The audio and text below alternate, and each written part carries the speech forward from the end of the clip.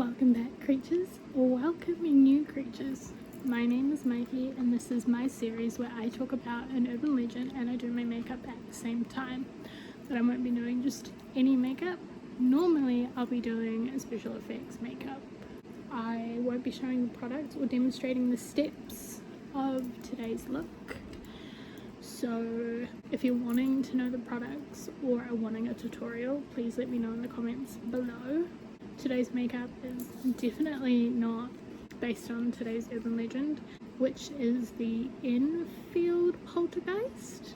And today's makeup is going to be a simple rainbow liner.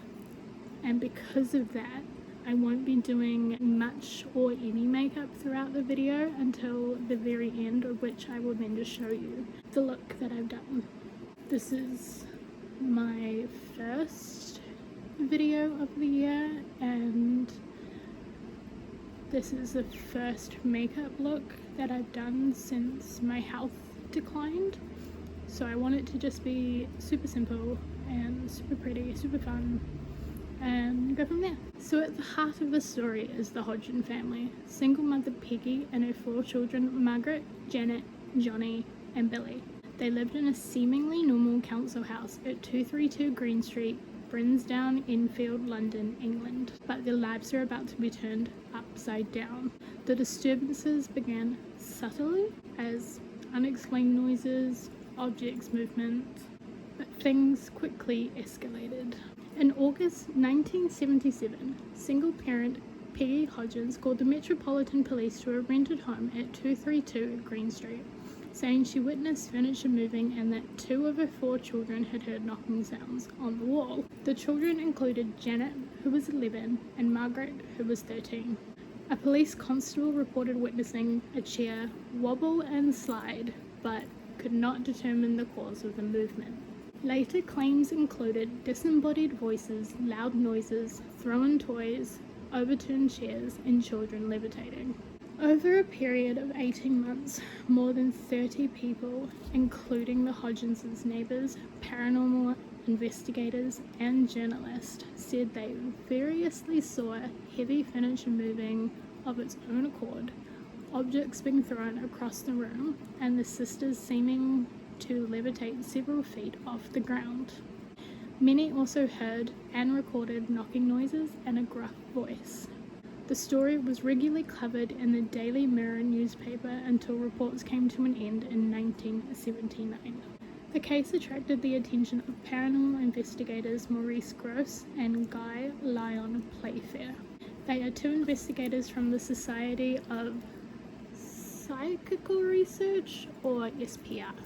These 2 have reported curious whistling and barking coming from Janet's general direction. Although Playfair maintained the paranormal activity was genuine and wrote in his later book, This House is Haunted, The True Story of Poltergeist in 1980, that an entity was to blame for the Enfield disturbances, he often doubted the children's veracity and wondered if they were playing tricks and exaggerating. Still, Gross and Playfair believed that even some of the alleged poltergeist activity was faked by the girls. Other incidences were genuine. Other paranormal investigators who studied the case included, you guessed it, American demonologist Ed and Lorraine Warren, who visited the Enfield house in 1978. They, of course, believed the Enfield poltergeist case to be a genuine paranormal occurrence, considering the reported phenomena to be a result of demonic activity, and stating their conviction that the supernatural was responsible for the strange happenings in the Enfield house.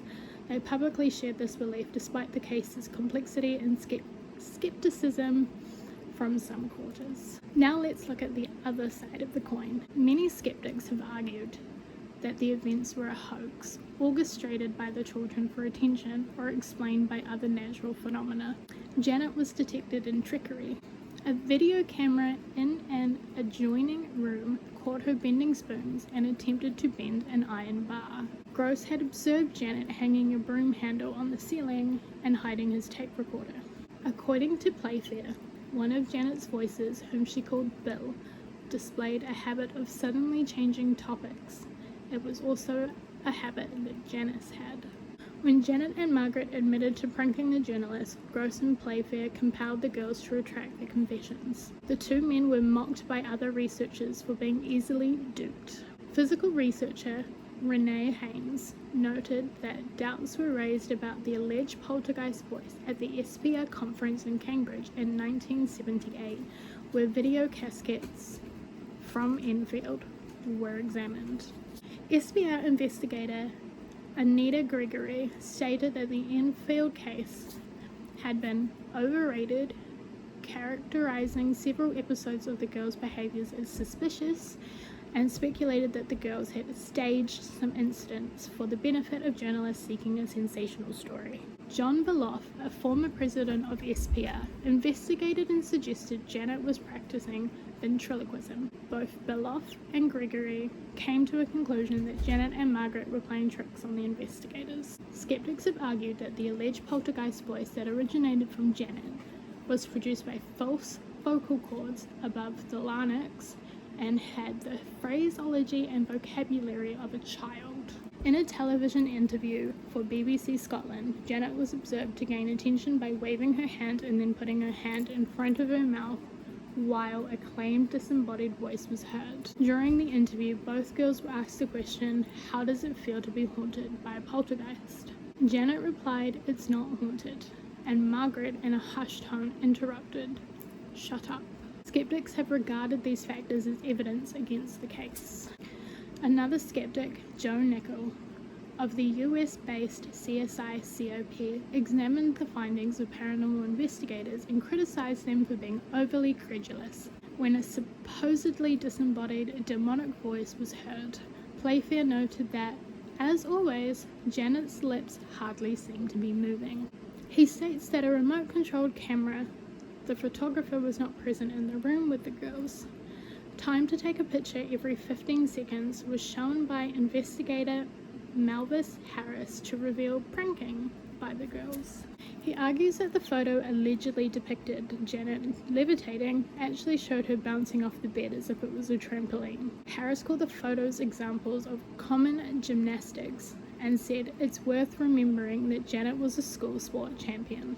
Nickel pointed out that a tape recorder malfunctioned that Gross attributed to supernatural activity, and SPR President David Fontana described as an occurrence which appears to defy the laws of mechanics, was a peculiar threading jam occurring with older model reel-to-reel tape recorders. Oh, and here is the controversy. He also said that Ed Warren was notorious for exaggerating and even making up incidents, in such cases often transforming a haunting case into one of demonic possession. A magician experienced in dynamics of trickery, Nickel examined Playfair's account and contemporary press clippings. He noted that the supposed poltergeist tended to act only when it was not being watched and concluded that the incidents were best explained as children pranks.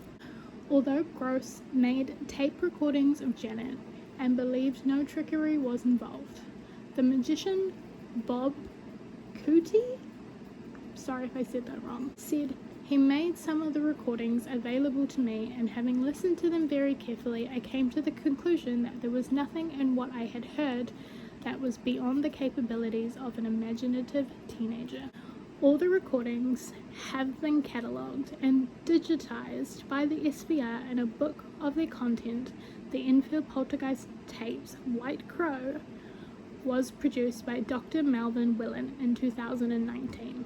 A 2016 article by psychology professor Chris French in Time Out magazine described 5 reasons why he believed the case to have been a hoax. His reasons are: the 2 sisters involved admitted to hoaxing some of the activities. The photo of Janet levitating above her bed could just as easily be explained as Janet jumping. The spirit of an old man who supposedly possessed Janet took a great deal of interest in menstruation. Eyewitnesses are notoriously unreliable, and other schoolgirl pranks before and after have gotten out of hand. To this day, the Enfield poltergeist remains a highly debated topic. On the 26th of December 1978, BBC Radio 4 broadcast the documentary The Enfield Poltergeist by BBC reporter Rosalind Morris. In 1992, the BBC aired a controversial mockumentary called Ghost Watch, written by Stephen Volk, based on the Enfield. In March 2007, Channel 4 aired a documentary about the Enfield poltergeist, titled Interview with a Poltergeist. The Enfield poltergeist has been featured in episodes of ITV series Strange But True and Extreme Ghost Stories. The Enfield poltergeist was the subject of the 2015 Sky Living series, The Enfield Haunting, which was broadcast from the 4th to the 17th of May 2015. The 2016 film The Conjuring 2 is based on Ed and Lorraine Warren's investigation of the case. Which, side note, I'm just going to put this in here. They spent like one day at the Enfield house. One day. Movie kind of over exaggerates how much Ed and Lorraine did. And I hate saying that because I looked up to them. But I've just seen so much that makes me doubt some of the stuff that they've done. But anyway, off topic. In 2018, the BBC Radio 4 programme The Reunion, presented by Sue McGregor, revisited the case with interviews with witnesses Morris, Richard Gross, and Graham Morris. Morris visited the Hodgson family on numerous occasions to make this documentary. In 2023, a play titled The Enfield Haunting was announced, starring Catherine Tate, to be premiered at Theatre Royal Brighton and Richmond Theatre before moving to the Ambassador Theatre in London from the 30th of November 2023 to the 2nd of March 2024. On the 27th of October 2023, which, side note, was my 29th birthday, Apple TV debuted the Enfield Poltergeist miniseries, filming the documentaries in a recreated set of the alleged haunted house, utilizing actors, lip-syncing to original tape recordings, archival video footage, and modern-day interviews with living witnesses of the event. In the years since, the events in the Enfield Council House remain a source of fascination. A haunting to demonic possession. Eventually, events in the house just stopped, but not before Janet spent time in London's Maudsley Psychiatric Hospital. There's no single universally accepted explanation. I've presented the information available from Wikipedia and BBC.com, and now it's up to you to decide. I want to believe that this is a real haunting, but who knows? Maybe some of it is, and maybe some of it isn't. But what do you think? Was it a genuine paranormal event, a hoax, or something else entirely? Let me know your thoughts in the comments below. Now on to the part that the makeup artists are probably here for. Let me quickly do that, and then I can show you the final look. And here we are at the end of the video, and this is the look.